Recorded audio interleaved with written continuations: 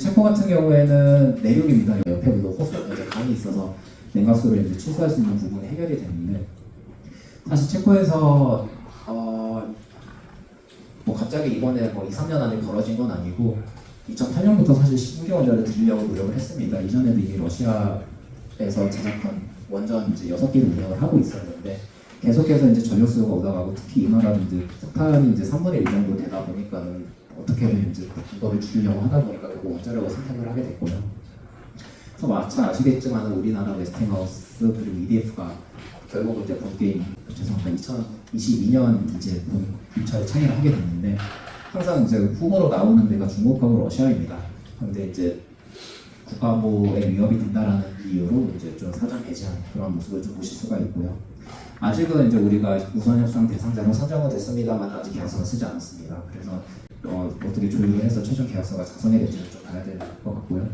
항상 우리나라의 경쟁력이 뭐냐라고 하면 이 그림에 다 말을 해준다고 말씀드릴 수 있을 것 같습니다.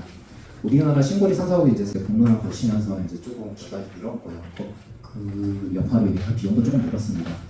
사실 근데 미국의 이제 보그 3, 4억이고 후나만빌은 아직 운영 안 되고 있고요. 이거 올해 말에 운영이 될 거고, 볼필드2도 작년 4월에 이제 운영을 시작을 했습니다. 보시면은 기간이 늘어나면서 일단 초기 비용도 뭐 조금 높긴 했습니다만 결국은 지연이 되기 시작하면서 그 이자 비용 때문에 굉장히 총 비용이 올라가는 걸 보실 수가 있습니다. 결국은 온타임 온 버젯이 왜 중요한지를 오히려 이 그림에서 이제 보여준다고 이제 말씀드릴 수 있겠고요. 향후 과제로 제가 조금 적어놨는데, 사실은 이제 아까 말씀드린 것처럼 내륙입니다. 이거 원자로 제작해서 결국은 어느 순간에는 철송을 하든 트럭에 태우고 들어가야 되는데 거기에 대한 조금 고민이, 그것 때문에 이제 비용이 조금 더 들 수 있다라는 말씀을 좀 드릴 수 있고, 항상 이제 얘기가 나오는 게 체코에서도 계속 자국 업체를 계속 써달라라고 하고 있습니다. 사실 스코다 타워라고 아마 많이 이제 들어보셨을 텐데 두산이 투자한 회사고요. 거기에서 이제 터미널 제작을 할 겁니다. 그런 식으로 해서 이제 현지 업체하고 이제 계속 협력하는 방안을 이제 계속해서 찾고 있고, 이 웨스팅하우스는 참 풀기가 어렵습니다. 왜냐면은 그동안에 작년 9월에 여기가 이제 소송을 걸었을 때 두루뭉술하게 표시를 했는데, 이번에 이제 체코 되고 나서 우리가 우선협상자 되고 나서 9월에 이제 보도자료 냈을 때 얘들이 무슨 얘기를 하는지 직접적으로 얘기한 게 이번 보도자료인데, 보시면은 결국은 이제 요거입니다. 아까 말씀드렸던 시스템 80으로부터 이 APR 1000이라는 것도 이제 결국은 탄생을 했기 때문에, 그러면은 시스템 80에 대한 원천 기술을 우리가 갖고 있으니까 이거를 너희 마음대로 다른 회사에 넘길 수가 없다라고 하는 것이 이제 주요 요지고요. 여기에 대해서는 좀 다툼의 여지가 있는 것도 사실입니다. 요즘에 이제 데이터 센터들이 전력을 많이 사용하고 이제 리터블 전원에 대한 이제 요구가 늘어나다 보니까 결국 원자력을 좀 활용하겠다라고 하는 모습들 많이 보실 수가 있고요. 특히 미국에서 이제 국감이 있었는데, 한 가지 특이한 거는 이거는 전력 개통해서 사오는 게 아니고 원전 있으면 바로 데이터 센터 옆에 있어서 이제 송전설비 태우기 전에 이제 갖고 오는 그런 형식으로 이제 얘기를 하고 있고요. 또 이제 원전 재가동을 지원하기 위해서 뭐 주정부 아닌 연방정부에서 이제 열심히 노력을 하고 있는 모습, 그리고 요즘 이제 SMR 떠오르고 있는데, SMR을 활용해서 단지 이제 전력뿐만 아니고 거기에서 이제 그 시티를 아예 형성을 해버려가지고 거기에 이제 무탄소 전원을 이제 시민생활 업체에 하겠다라고 하는 이제 SSC 개념이라든가, 아니면은 아까 말씀드린 것처럼 이 터빈부터는 어차피 석탄하고 원리가 똑같으니 이거를 살리면은 우리가 비용 세이브할 수 있겠다라고 하는 이제 그런 어프로치를 이제 활용을 해서 테라폼이라든가 하는 회사들은 이제 기존에 석탄 화력을 이제 실제로 이제 사서 이제 여기를 이제 활용하려는 모습도 이제 보이고 있습니다.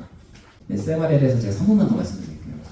이제 작가가 이제 가장 특징인데 300MW입니다. 보통 우리가 요즘 대형 원전 하면 1100W가 넘어가는데 300MW 이하고 왜 이렇게 작게 만드냐라고 하면 두 개입니다. 아까 말씀드렸던 수요처에 바로 옆에 붙이려고 하니까는 500MW 정도가 유리하거든요. 그리고 또 하나는 모듈형이기 때문입니다. 사실 가장 좋은 컨셉은 공장에서 원자로 다 만들어서 그거 그대로 배가 됐든 트럭이 됐든 싣고 와서 현장에서는 그냥 구조물 만들고 거기에 바로 세우는 그런 개념입니다. 그럼 공기가 거의 36개월 안으로 들어오게 되거든요. 이제 그러면 이제 계속해서 핵분열 반응을 이용하게 되는 그런 원자로라고 보시면 되고요. 이게 SMR 개발하는 분사를 쭉 표시되는 건 참 많습니다. 뭐 80개 이상이 지금 개발 중이라고 하는데, 제가 이거를 이 그래프를 왜 보여드리냐면 출구온도 때문에 그렇거든요. 경수형은 300도 이상 못 올라옵니다. 그건 뭐 물리 법칙 때문에 어쩔 수가 없고요. 근데 지금 SMR들이 노리고 있는 게 난방뿐만 아니고 이제 산업에서 필요한 공정률도 우리가 좀 대줬으면 좋겠다라고 해서 열심히 연구를 하고 있습니다. 근데 기존의 경수형으로는 300도밖에 못 올라가니까는 농축도도 올리고 해서 이제 한번 가보겠다라는 노력들은 많이 되고 있습니다만은 아직 뭐 기술이 완전히 정립되지는 않았다라고 좀 말씀을 드릴 수 있습니다. SMR이 잘 개발이 된다면은 안전성과 이제 유연성을 이제 다 확보를 할 수 있는 그런 기술로 이제 개발이 될 텐데 이거는 좀 물건이 나와 봐야 될 것 같고요. 실제적으로 SK도 작년에 이제 그 CFPP가 이제 취소되면서 물건은 있습니다. 두산중공업에 만들어져 있고요.